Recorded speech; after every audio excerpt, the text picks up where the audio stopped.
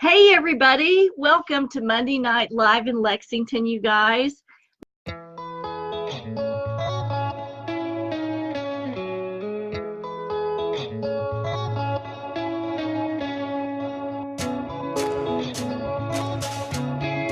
of all, thank you all for being here as well. My name is Rachel Harrison. I'm the adult programming coordinator. Kathryn Kauffman. There's Kathryn Kauffman, all the way from Lexington, joining us here tonight.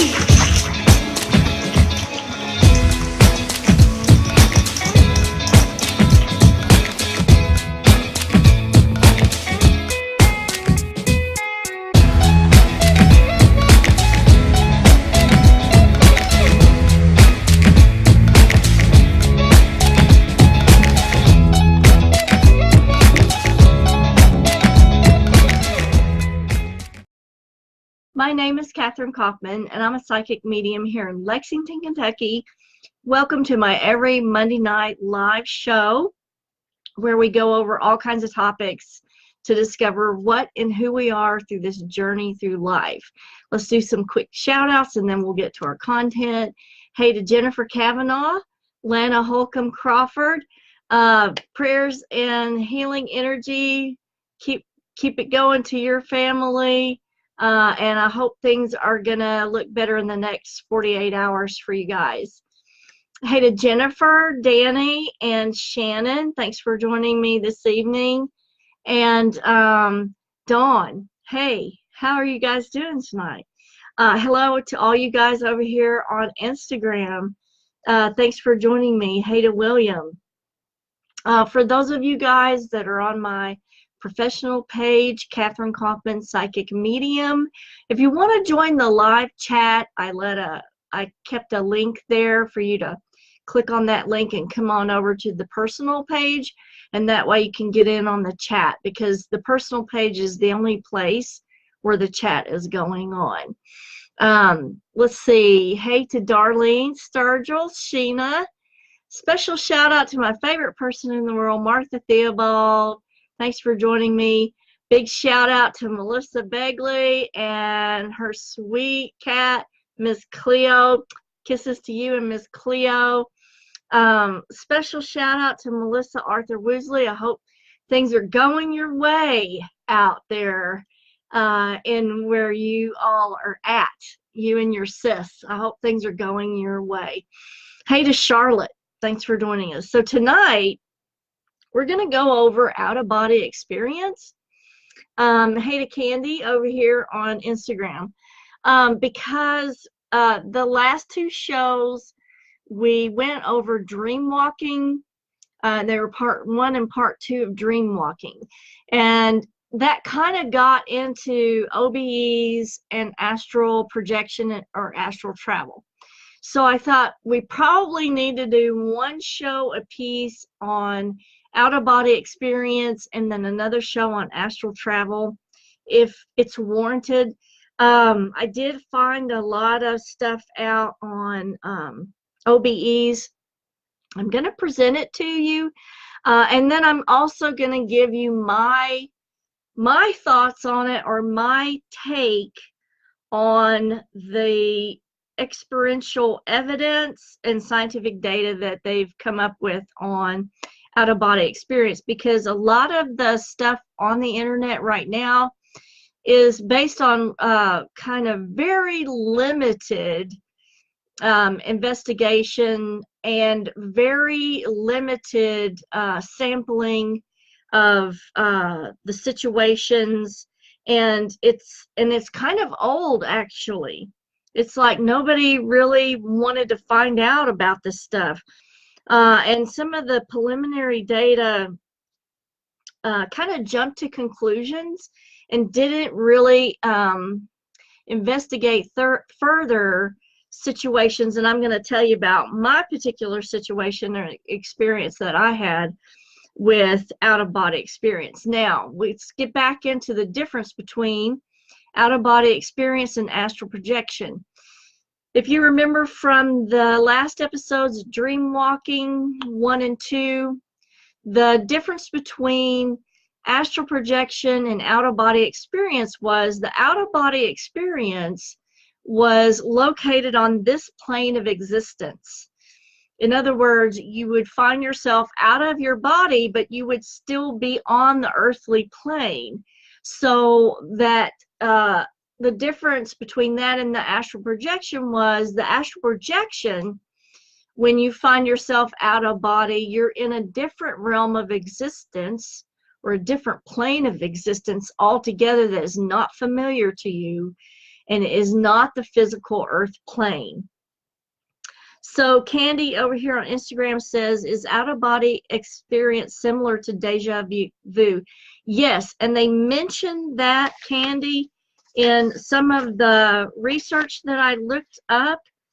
Deja vu was mentioned in the same context as out-of-body experience. In the neural mechanisms that are activated for deja vu are the same ones that are activated for out-of-body experience, and we'll get into those specifics in just a minute. Let me check for questions over here on Facebook. If any of you guys have any questions about OBEs, so we're just going over OBEs tonight, put them in the comments section, and I promise you, if I can't get to them in the live chat, I promise you I'll get to them after the show. Some of them tonight, some of them tomorrow. It depends on how many that we have. So this is the recent scientific data on out-of-body experience. So they have had neurological testing of people that have produced out-of-body experiences. So these are people that are practiced at it and are volunteering to be tested at this.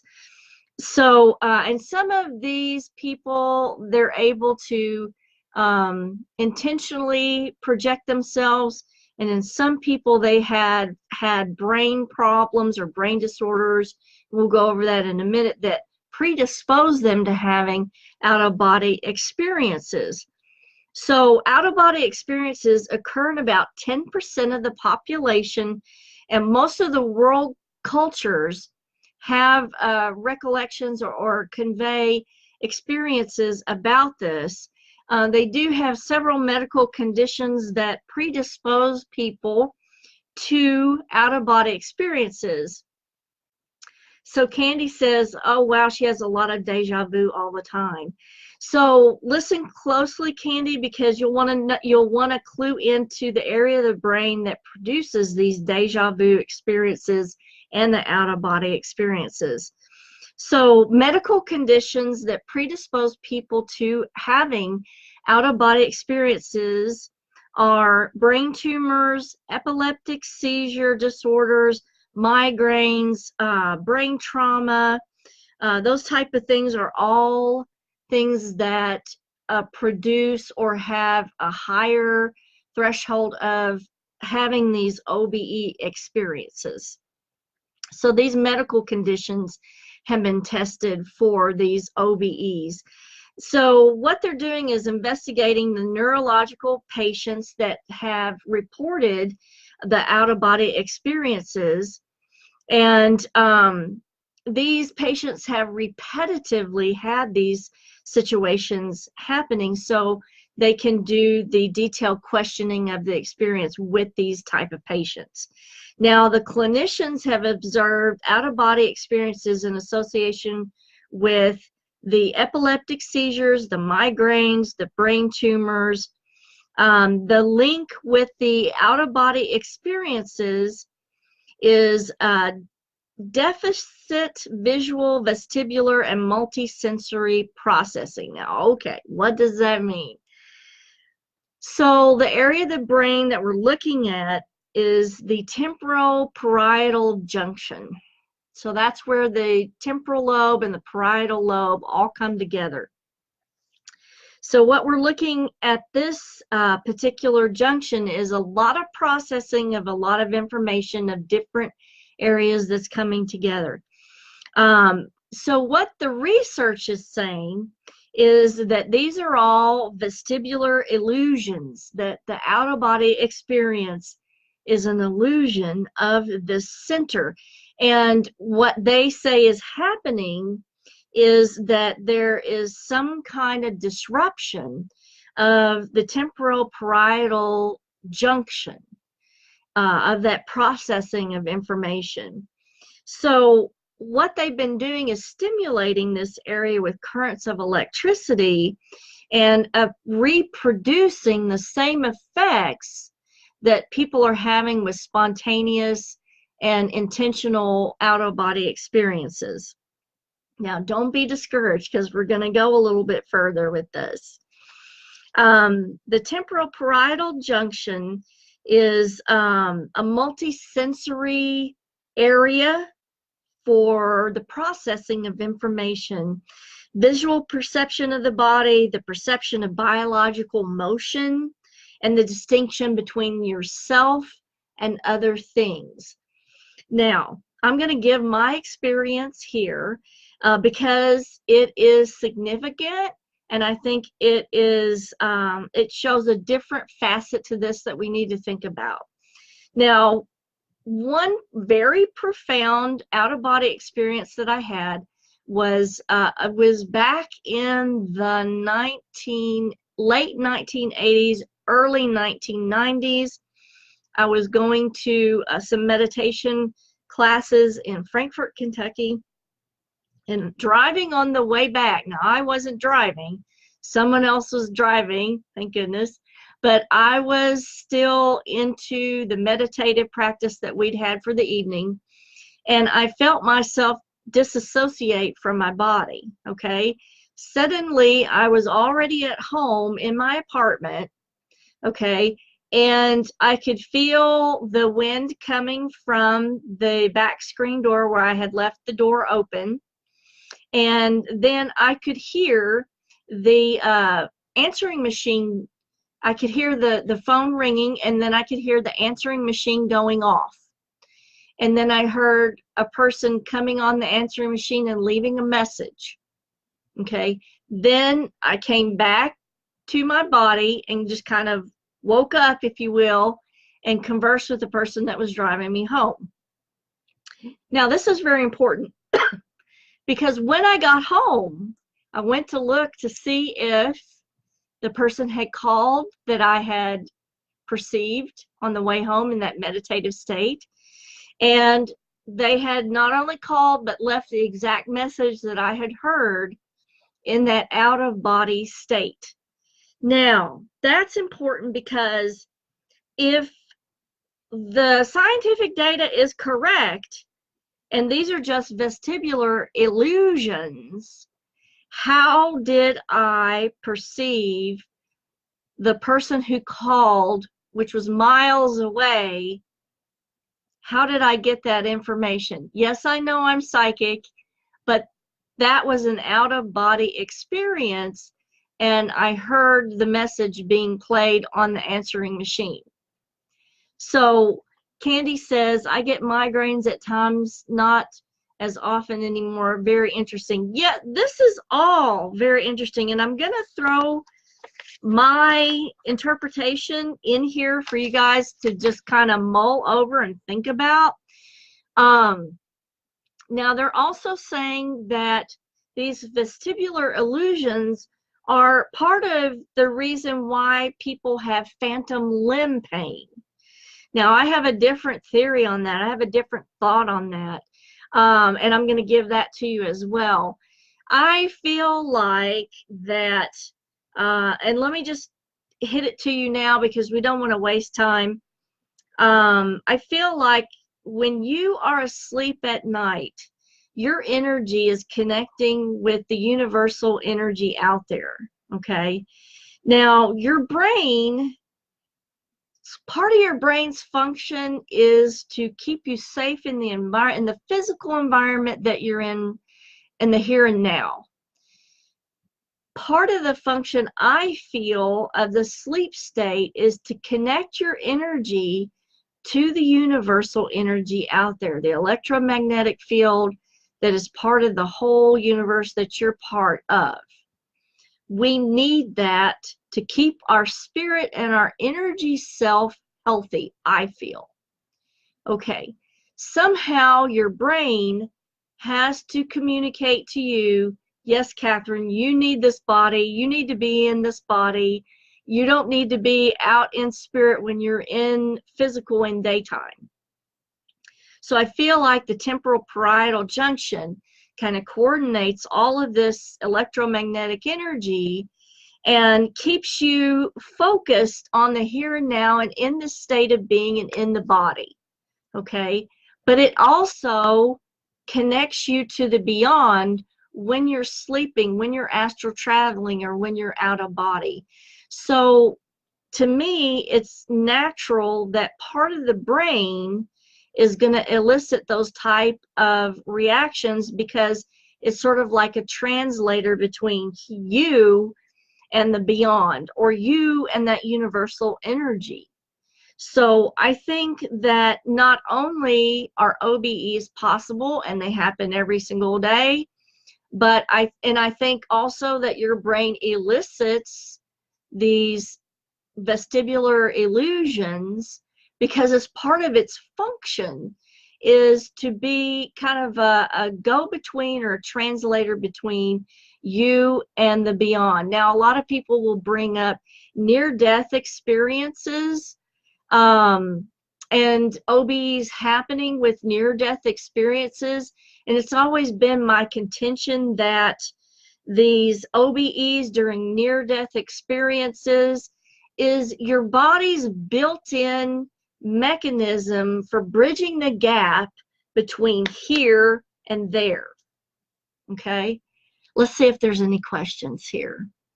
Hey to Janice and Martha Rowe and Kim, and let's see, Amanda, Sarah, Nancy, Doreen, Floriana, Sandra, Nicole, and Laura. So Martha says, don't know if this applies. Every dream I've had for the past 8 years occurs with her parents' home at 3261 Harrison Street. Also includes my parents, and they've been gone for 8 to 9 years. Why?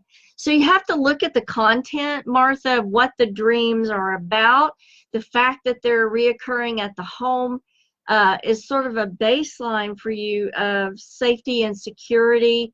And then it could just be symbolic for the hub of the information. I know that a lot of times I will have dreams of a telephone, and I will have dreams of answering the phone, and my parents who are deceased are on the phone. So the phone represents that hub of transmission that's coming from the beyond to me. Hey Paige, hey Beth and Natalie. Alyssa says, can OBE happen without your knowledge? Can this make you feel lightheaded? Sometimes I feel like I'm not in my body. Is there a way you can prevent this from happening? Yes, Alyssa, you can. OBEs can be spontaneous or induced. So let me just go over for Alyssa some of the spontaneous OBE situations. A variety of factors really trigger spontaneous OBEs, and they include, of course, sleep state. Spontaneous OBEs usually happen just as you're falling asleep or just as you're waking up. And I think that that has to do with a particular brain wave. Probably theta wave is the most common occurring brain wave where OBEs happen. So I'm going to suggest, to prevent it from happening for Alyssa, that you do some binaural beats for delta wave. B-I-N-A-U-R-A-L beats, and these are on YouTube, and you're going to listen to these with headphones or earbuds right before you go to bed.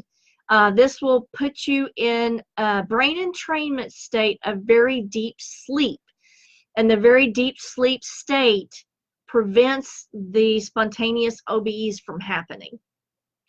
Now, if you're extreme physical effort, and these extreme exertion states can produce spontaneous OBEs.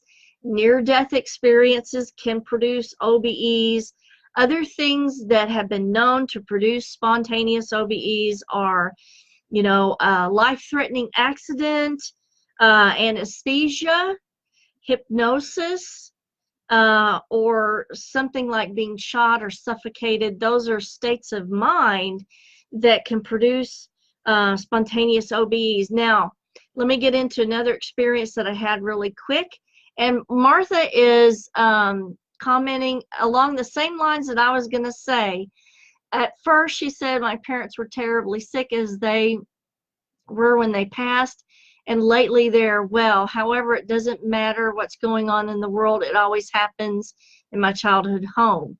So, Martha, you're relating to them in the beginning as they were sick, and those were the first or the most recent impressions that you had.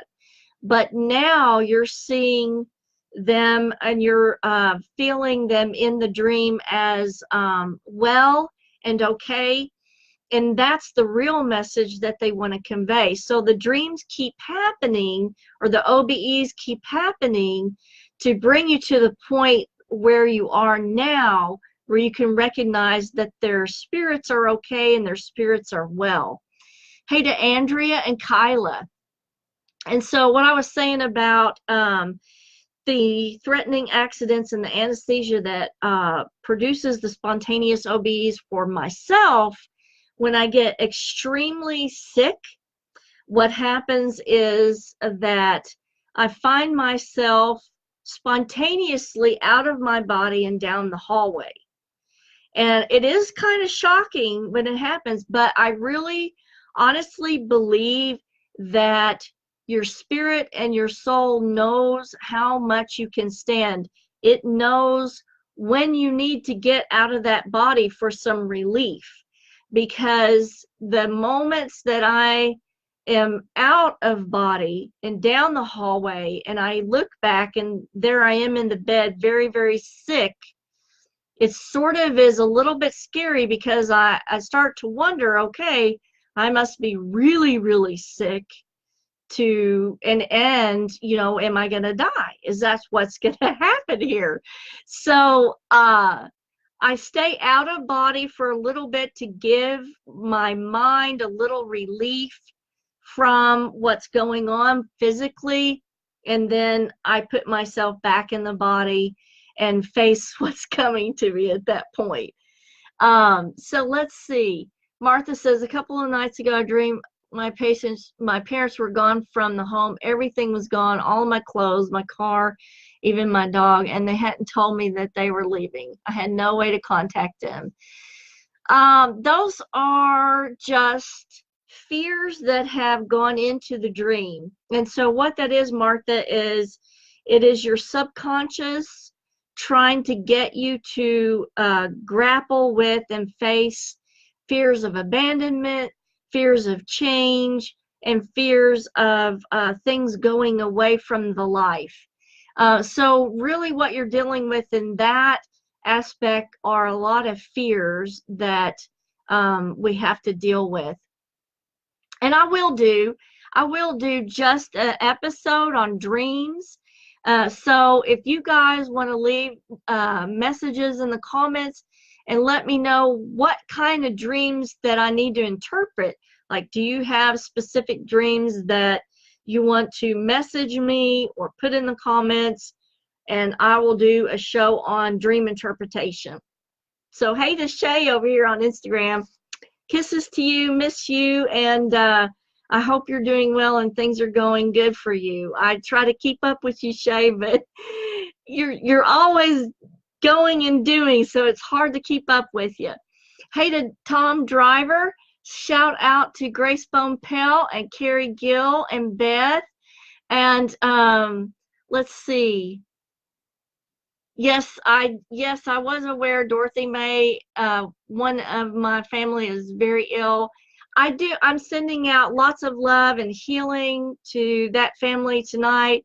And also want to dedicate this particular episode to Jonathan Hack, friend of ours who passed away, I think it was yesterday. So this episode is just for him. Hey to Keita Jeffries and George McKinney. Jen, Sarah, Chelsea, Krista, Jennifer, Cassie, Lisa, let's see. Jennifer has a question. Could it be nervousness from public speaking? Yes, absolutely. One of the things that they relayed, Jennifer, was a 36-year-old police officer related that she was under such stress on her first night at work that she had a spontaneous out-of-body experience. And I found that that was very fascinating. So extreme exertion, physical exertion or extreme stress will cause you to disassociate. But again, I think it's like me being sick. It's like a self-protective mechanism, if you will, that you reach a threshold and your mind just says, okay, you need to be out of this situation. So, we're going to spontaneously send you somewhere else for a few minutes until you calm down. Hey to Eduardo. And Alyssa says, I was wondering if anxiety, fear of dying, or PTSD can cause it. Yes. And so we just went over that. The fear, the anxiety of this 36-year-old police officer and her first night at work caused her to have an OBE. So let's go over induced OBEs really quick because we only have a few more minutes left. So one of the biggest things that induces OBEs, and you've seen this on TV, are hallucinogenic drugs, dissociative hallucinogenics like DMT, MDA, LSD, ketamine, and all kinds of things like that. That's one of the most prevalent things that cause induced OBEs. Another thing is sensory deprivation or sensory overload. And, a lot of the men that experienced prison camps in Korea and Vietnam, where they had overload of sensory input, tortures, that caused a lot of induced, OBEs. And again, I think it's a self-protective mechanism for those men that they couldn't die physically, but their mind had to escape from what was going on somehow. Now, also sensory deprivation, like sensory deprivation tanks, are really, really good for inducing out-of-body experiences. We have some sensory deprivation tanks here in Lexington. And if you want to know anything further about them and where they're located, message me in the comments section. I will be glad to leave a link to the place that offers this service for you. So let me check for questions over here on Instagram. There aren't any. So all of those things can trigger an induced out-of-body experience. Now, here's a couple of things I want to mention before we end for the evening. Strong G-forces can cause induced out-of-body experience. So pilots and astronauts are extremely vulnerable to this. And that's why it's really important for these guys to be thoroughly tested before they go up into, $1 million plane or vehicle, because, this is life-threatening. It could end their life and it could destroy a lot of property. But these increased G-forces do produce or induced out-of-body experience. And so what that's called is gravity-induced loss of consciousness. But the pilots are relaying very vivid accounts of their out-of-body experience during this loss of consciousness. Another thing that I thought was really, really interesting was even during standard flights, pilots can experience what they call spatial disorientation. And in this spatial disorientation, they can relay incidents of out-of-body experience where they're sitting on the wing of the plane, watching their body or watching themselves fly the plane. Now, would that not be absolutely freaky? That would be freaky. Now, I'm going to get back to one thing before we end. The temporal parietal junction correlates a range of information. It's the hub of a lot of activity in the brain. So it integrates information from the external environment as well as the internal environment. And it's sort of the translator or interpreter. So it tries to make a distinction between yourself and what's other energy. That's why I feel like the vestibular illusions that they're talking about are simply a stopgap or kind of a phase of going on to the other side. They really need to do more investigation on this, and it needs to be investigated further. We need to go out into the open with, what about experiences like I had where I was listening to, the answering machine, and that kind of proves that I was actually there in the apartment. What about cases like that?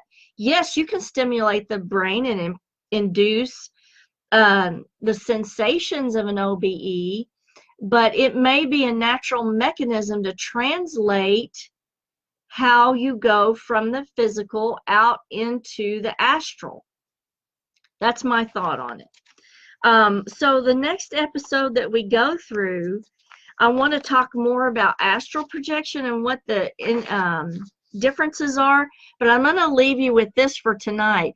So the University of Ottawa did some experiments with a person who could intentionally project themselves, okay? Let me check for last minute questions. Melissa says, how about hypnosis? Yes, Melissa, hypnosis is one of the things. I think that was spontaneous. Hypnosis and anesthesia, yes. Hypnosis and anesthesia, threatening accidents, childbirth, suffocation, being shot. Those were all things that were grouped under spontaneous out-of-body experiences. So the University of Ottawa did experiments with somebody who could intentionally project themselves. So she was able to see herself in the air above her body, laying flat, rolling along the horizontal plane, like rotating. She reported sometimes watching herself move from above, but remained aware of her unmoving real body. The participant reported no particular emotions linked to the experience. Now, so the researchers found that something dramatic and consistent with her account was happening in her brain, because during this she was having an MRI. The MRI showed a strong deactivation of the visual cortex, while activating the left side of several areas associated with kinesthetic imagery, which includes mental imagery of body movement. That to me says that something is happening in the astral, because the visual cortex is deactivated and you have an activation of kinesthetic imagery. Now think about that, okay? This is what makes, now this temporoparietal junction is what makes you feel where your body is in relation to the world. And so we have this deactivation of vision, and we have an activation of kinesthetic imagery of other areas. Hey, how about that? Pretty interesting, huh? Let's find out through the magic button. What's for dinner, David? And let's see. Hello. What are we having for dinner, David? Well, I can't take credit for tonight's dinner. Kathryn started earlier this evening. All I had to do was monitor it. You finished it. I finished it. Yeah. It's a black bean, butternut squash, and sausage soup. It Yes. smells so wonderful upstairs. Well, I'll be up there in a few. Will you? Yes. In body or? Out of body. No, I want to eat, so it'll be in body. Thank you, David. You're welcome. Okay, I want to remind you guys that December the 9th, is the Haunted Items Hunt on Facebook and Instagram. This coming Sunday, which is December the 9th, I'm going to be posting this, and this was such a fun thing to do. It's going to be Haunted Santa. I was absolutely able to find 2 Haunted Santas. I'm going to be posting a lot of pictures of different Santas. You have to pick out the 2 that are haunted. Isn't that cool?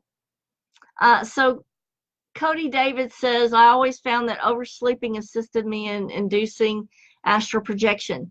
Yes, and you want to know why, Cody? Is because oversleeping produces that theta wave state.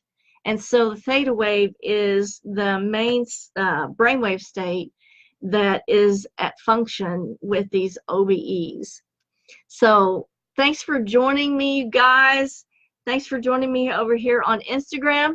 Kisses from Kentucky. For those of you that weren't aware, don't forget Friday, every Friday, I have a free 3-card psychic reading on Facebook and Instagram. Tune in and guess along with the rest of us. It's an inspirational reading, so you'll really like it. And I will see you next Monday for another episode. Bye, guys, and you guys have a fabulous week.